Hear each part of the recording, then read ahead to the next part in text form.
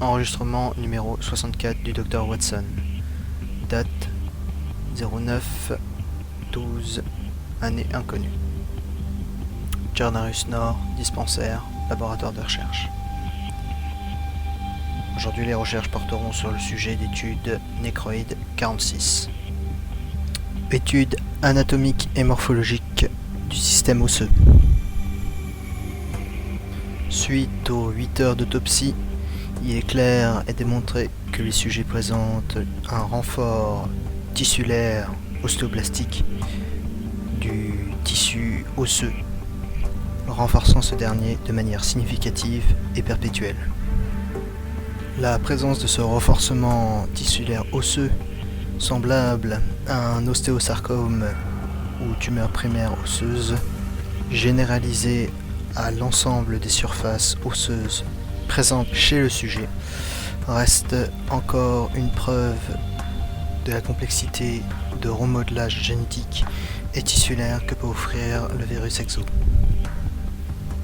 En revanche, les parties cartilagineuses sont fragilisées, spongieuses, mais ont une surface supérieure à 10% des surfaces habituelles, comparée à un témoin négatif sain, tel qu'on peut le retrouver chez les êtres humains normaux. Les nécroïdes ont donc un système osseux qui n'est pas forcément impacté par cette conséquence physiologique.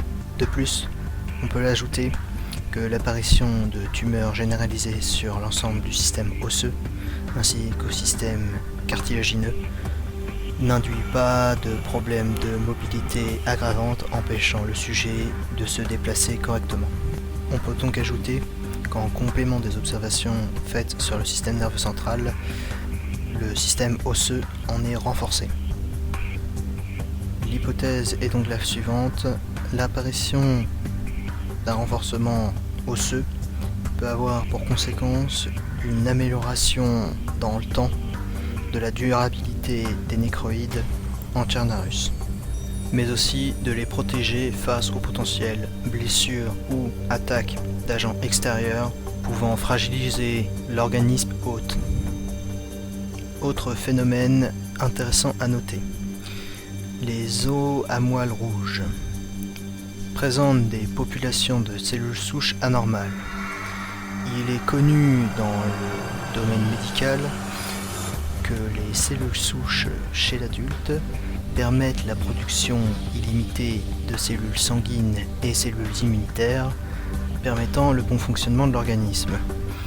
Dans notre contexte d'étude, nos populations de cellules souches anormales sont en fait des progéniteurs cellulaires produisant de manière anarchique tout type cellulaire. Ils peuvent s'avoisiner à des tumeurs. Cependant, les progéniteurs cellulaires ont anormalement acquis une capacité de mobilité et de conservation de leur caractère souche pour une favorisation grossière de la régénération tissulaire. Cette régénération tissulaire grossière pourrait être alors associée aux conditions de renforcement des nécroïdes, ces cellules souches hématopoïétiques étant les premiers types cellulaires dont la constatation d'un rétroprogrammage génétique induit par le virus exo a été observée. Ce type cellulaire sera noté selon la convention médicale CSH epsilon R1 ou cellule epsilon R1. Des études du système circulatoire sanguin ainsi que du système lymphatique sera effectuées dans le cadre de cette recherche sur les caractéristiques que présentent les nécroïdes et surtout pour constater si ces systèmes circulatoires permettent la bonne vectorisation de ces cellules progénitrices nécroïdes, induisant la régénération grossière des tissus et des autres systèmes biologiques permettant le maintien dans le temps des nécroïdes. Troisième et dernière observation intéressante à noter: les sujets présentent au niveau de leur moelle osseuse des éléments inorganiques, comme des métaux lourds, ainsi que des éléments compacts sous forme de cristaux, tous retrouvés particulièrement chez une espèce minérale extraterrestre, les chondrites. Ces éléments de chondrites sont des éléments météores. On peut donc penser qu'il peut y avoir une corrélation entre le météore et la reprogrammation tissulaire et génétique. Entrée numéro 64 du Dr Watson, terminée.